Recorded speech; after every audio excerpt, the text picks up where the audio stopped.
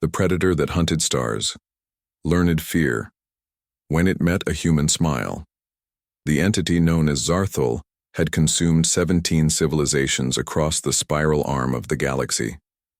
It was ancient beyond measure, a creature that fed on the psychic, emanations of dying worlds growing stronger with each extinction it orchestrated.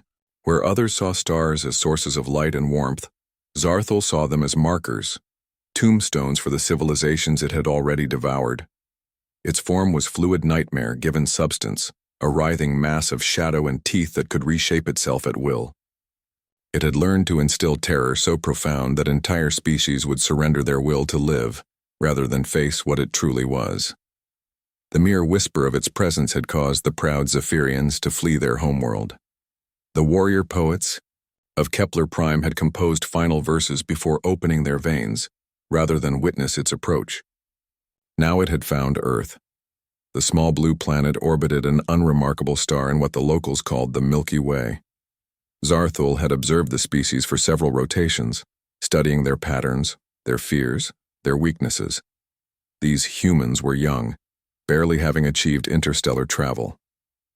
They warred among themselves, poisoned their own atmosphere, and seemed driven by primitive emotions.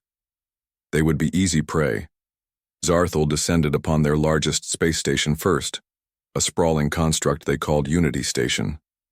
As was its custom, it began with psychological warfare, manifesting as the deepest fears of each human it encountered.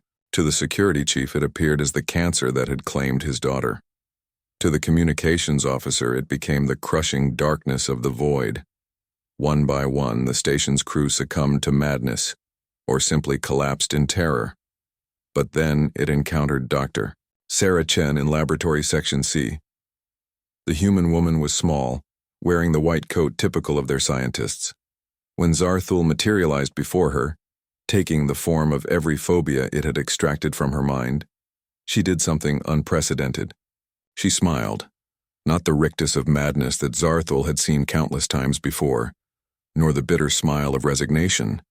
This was genuine warmth, tinged with what the creature slowly recognized as curiosity. "Well, hello there," Dr. Chen said, setting down her coffee cup with steady hands. "You must be what's been causing all the commotion. You're quite beautiful in your own terrifying way." Zarthul recoiled. In 17,000 years of existence, no being had ever called it beautiful. It shifted forms rapidly, becoming a massive arachnid, then a writhing mass of decay, then the heat death of the universe itself. Each transformation was met with the same calm interest. "Fascinating," Dr. Chen murmured, pulling out a tablet and making notes. "Your morphic capabilities seem to be driven by psychic resonance. Are you reading my subconscious fears? Because I have to tell you, I've been in therapy for years. Dr. Martinez has helped me work through most of my deep-seated anxieties." The creature found itself momentarily paralyzed. This had never happened before. Where was the screaming? The begging? The delicious terror that fed its essence? "You're trying to scare me," Dr. Chen observed, still making notes. "And I suppose objectively you are quite frightening. But here's the thing. I've spent my career studying xenobiology. Do you have any idea how excited I am to finally meet a genuine extra-dimensional entity?" Zarthul attempted to invade her mind directly, flooding her consciousness with visions of cosmic horror and existential dread. Instead of breaking, Dr. Chen's smile widened. "Oh, that's remarkable. You're showing me the heat death of the universe from 17 different perspectives simultaneously. The mathematical implications alone. Wait, can you show me that bit about entropy cascade again? I think you might have just solved our unified field theory." For the first time in millennia, Zarthul felt something new: confusion. It tried a different approach, manifesting as the deaths of everyone Dr. Chen had ever loved. The woman's smile faltered for just a moment, a flash of old grief crossing her features, but then returned stronger than before. "Yes, I've lost people," she said quietly. "My parents, my mentor, my first love. Grief is part of being human. But you know what else is part of being human?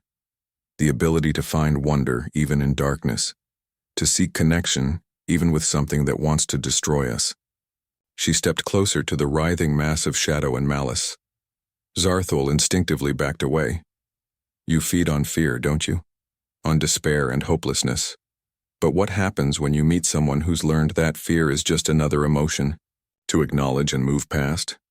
What happens when you encounter a species that looks at the vast, uncaring universe and decides to care anyway? Doctor, Chen reached out her hand toward the creature. You've been alone for so long, haven't you? Consuming civilizations but never truly connecting with any of them. That must be terribly lonely. The emotion that flooded through Zarthul was unlike anything it had experienced. Not fear. It was receiving no psychic nourishment from this encounter. Not anger, though rage would have been familiar. This was something else entirely. Something that made its ancient consciousness recoil. Vulnerability.